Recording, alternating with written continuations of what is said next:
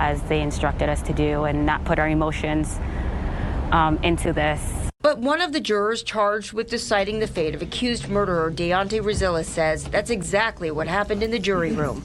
The trial ended this week with a hung jury, and the foreperson says 3 jurors were unwilling to convict Rizillas based on his race. They said, I don't want to send a young black male to jail for the rest of their life or have them get the death sentence. Rizillas could face either of those most severe penalties if he's convicted of killing Jill Sue.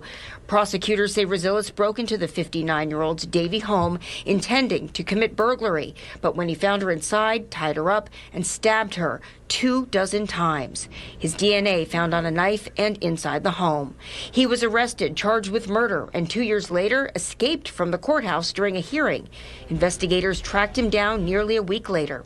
Finally, in late November, the trial. And after 6 days of deliberation, ladies and gentlemen, it's my understanding you have reached a verdict. They had Rizillas guilty of manslaughter, or so it seemed. When it came time for the foreperson to confirm the verdict in open court, she couldn't do it. This is your verdict? No.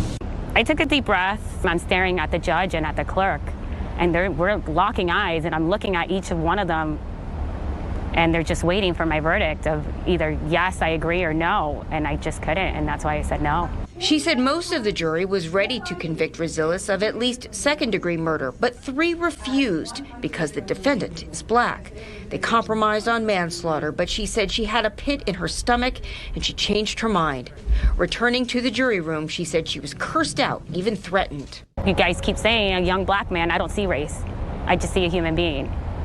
And, you know, one particular person said to me, hey, if you were outside this courtroom, you would have gotten smacked out in the street for this. To follow the law as they instructed us to do and not put our emotions into this.